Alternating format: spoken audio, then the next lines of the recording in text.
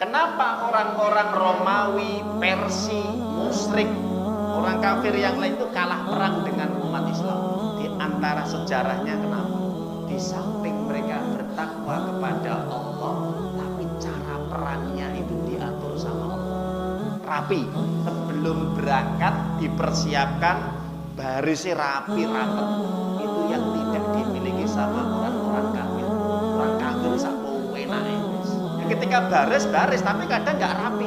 Tapi kalau barisannya umat Islam kaum muslimin rapi betul, lurus.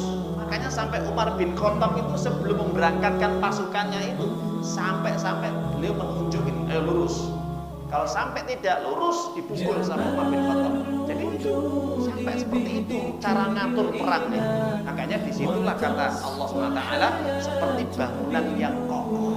Jadi kalau barisan rapi, rapat, kokoh. Bismillahirrahmanirrahim. Para jamaah Bapak Ibu yang dimuliakan oleh Allah, kita akan melanjutkan kajian kita terkait dengan tema yang sudah menjadi pembahasan kita, yaitu adalah orang-orang yang didoakan malaikat. Apa yang disampaikan, dikarang, dikaji oleh seorang ulama besar, Syekh Dr. Fadl Ilahi Dhohir Ilahi, di dalam kitabnya siapa orang-orang yang tusallil malaika wa mantal anuhum, orang-orang yang didoakan malaikat dan orang-orang yang dilaknat oleh malaikat. Di dalam buku ini Syekh Fadl Ilahi Dhohir Ilahi ketika menjelaskan persoalan-persoalan orang yang didoakan malaikat itu, diantaranya kemarin sudah kita jelaskan, orang yang menempati shaf yang terdepan, semangat, dan juga orang yang senantiasa menjaga barisan shafnya lurus, rapat, teratur, ya. Nah, ini dia antara orang-orang yang didoakan oleh malaikat, didoakan oleh Allah dan malaikat.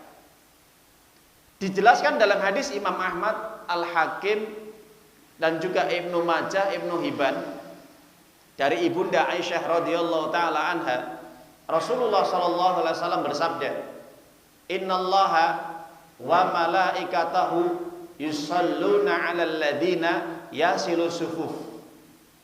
Sesungguhnya Allah dan para malaikat bersolawat kepada orang-orang yang dia ini memperbaiki barisannya, menjaga barisannya teratur, rapi, dan rapat.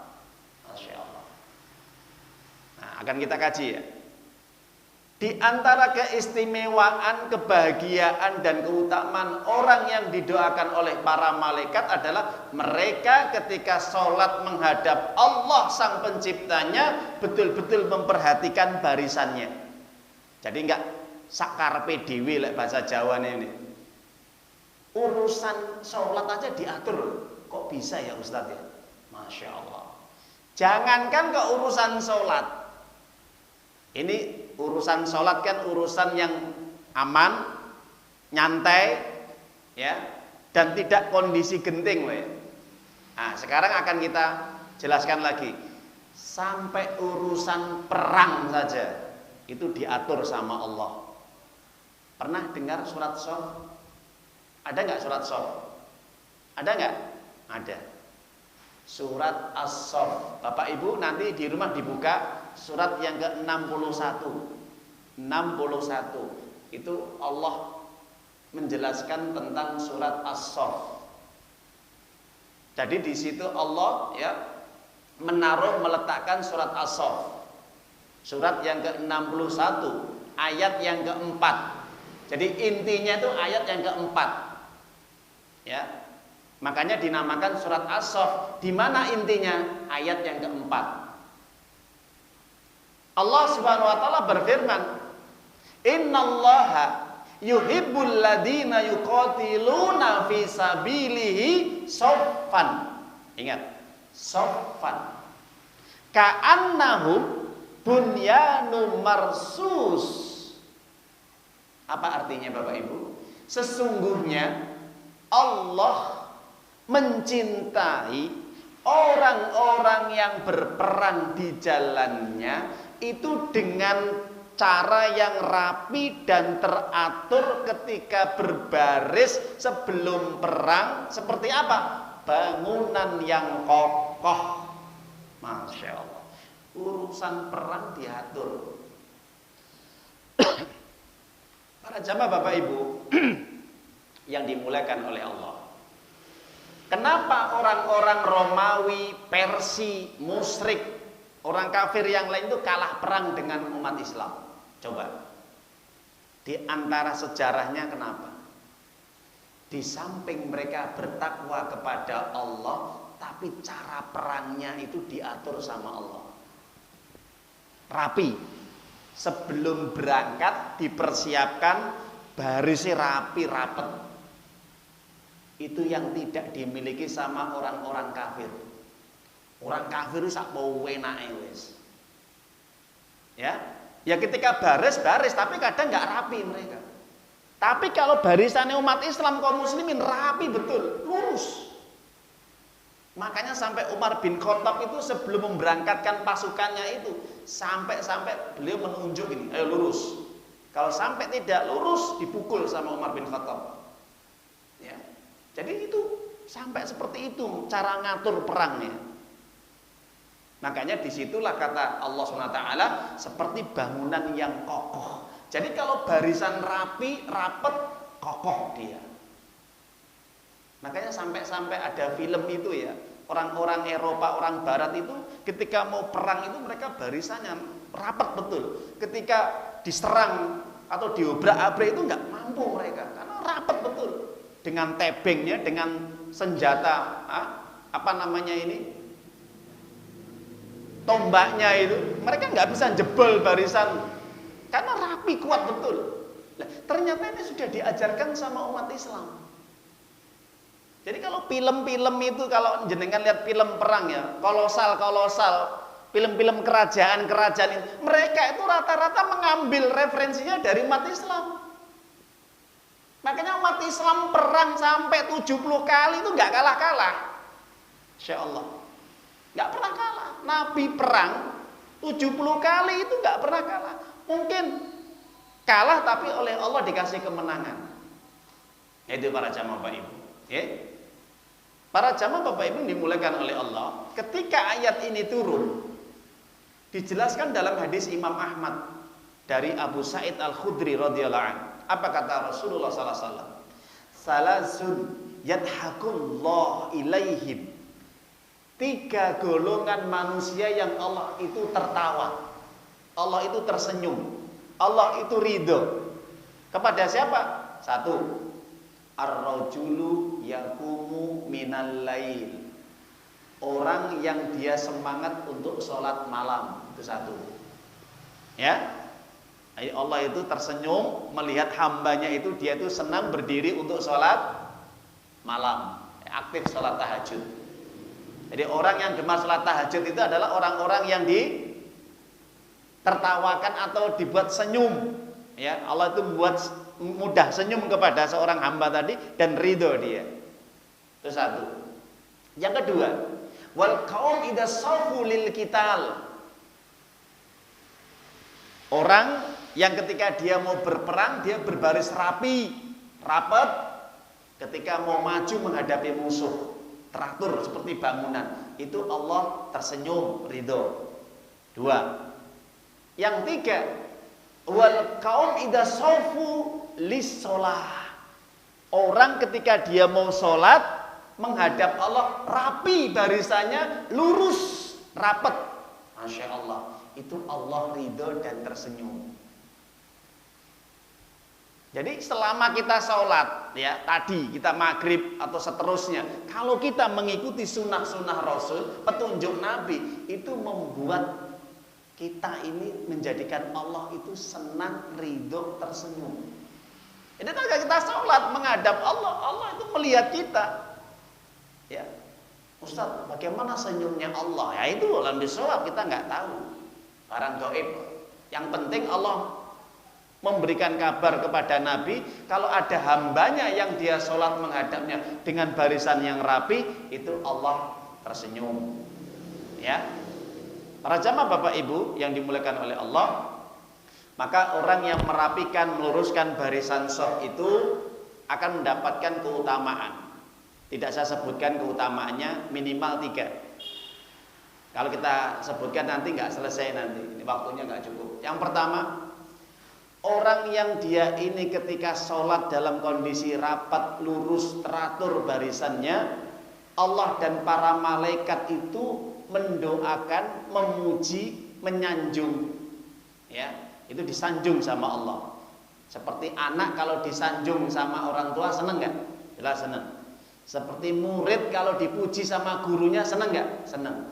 Seperti karyawan, pegawai kalau dimuliakan atau dipuji sama bosnya seneng nggak? Seneng. Apalagi orang yang sedang sholat dipuji sama malaikat dan Allah.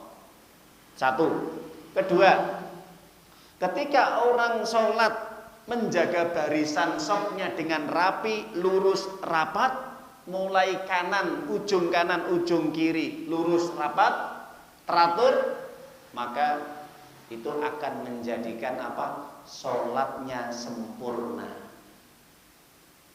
Jadi Bapak Ibu, kalau kita sholat di masjid atau di musola, kemudian kita berjamaah, di situ kok jamaahnya kok nggak rapi, lurus, rapat barisannya, sebagaimana barisan para malaikat, itu derajat 27 itu tidak sempurna. Ingatlah ya. Rugi no Ustaz? Ya kalau bahasanya itu kita ibaratnya kita beli sesuatu itu ya ada ruginya. Kenapa? Karena kita bermakmum kepada imam yang tidak mengerti tentang hukum sholat berjamaah. Lah Ustaz, bagaimana tentang hadis afdhalus sholat jamaah, sholat jamaah afdhal min sholatil fardhi bisa baini wasna darajat. Sholat berjamaah lebih utama daripada sholat sendirian 27 derajat. Iya.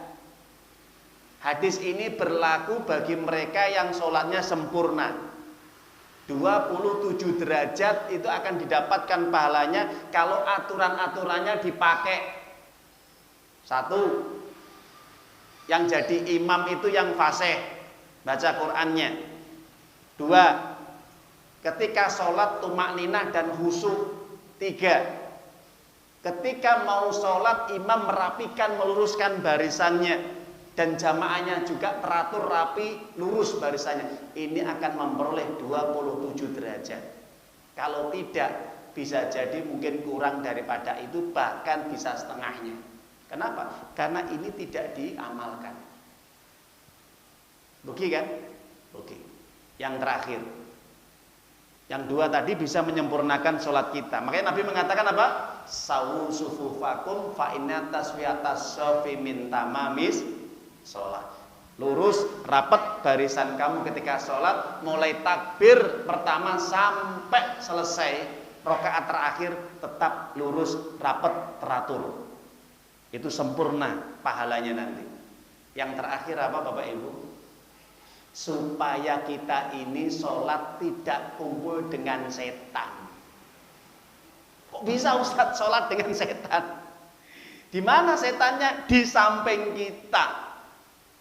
Jadi kalau ada orang sholat di masjid musola, kok di situ ada genggang bolong, ketika dimasuki satu orang aja bisa, itu yang masuk setan. Loh, berarti setan ikut sholat? Enggak, setan menggoda kita dan menjerumuskan kita supaya jauh dari Allah, sehingga sholat kita nggak bisa khusyuk. Orang kok sholat, oh setan melu sholat. Dari mana setan ikut sholat? Namanya setan. Tujuannya setan itu menggoda orang sholat. Salah satunya apa? Ketika ada barisan longgar, dia masuk di situ. Makanya Ibnu Umar menjelaskan, Rasulullah pernah bersabda, aqimu sufufakum, rapat luruskan barisanmu. Kenapa? Wala tadharu furujatil syaiton, jangan membiarkan ada celah-celah barisan yang kosong kemudian setan masuk. Kenapa? Aku melihat ada di antara kalian yang longgar, setan masuk. Ingat, setan masuk. Nabi bisa melihat setan? Iya, atas izin Allah. Jadi kita boleh lihat setan? Nggak boleh. Hanya khusus Nabi yang diperlihatkan oleh Allah bisa melihat setan. Itu pun bukan untuk diviralkan kemudian diupload di Facebook ataupun di medsos, bukan.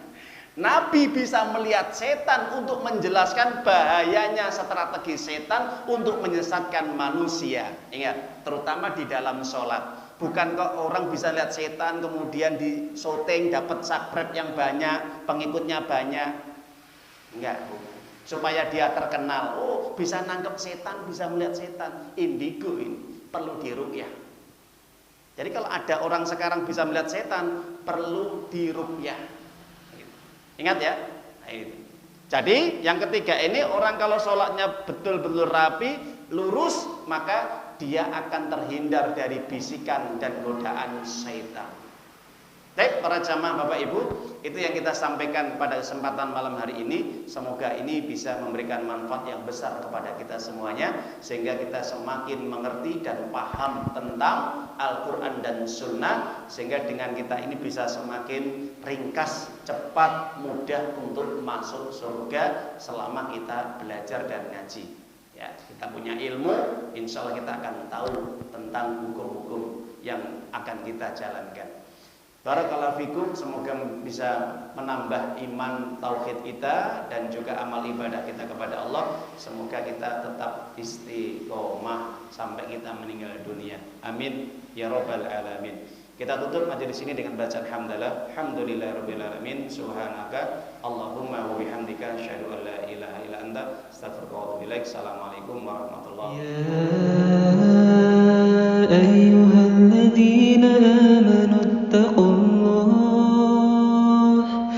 ittaqullaha haqqa tuqatih wa la tamutunna illa wa antum muslimun.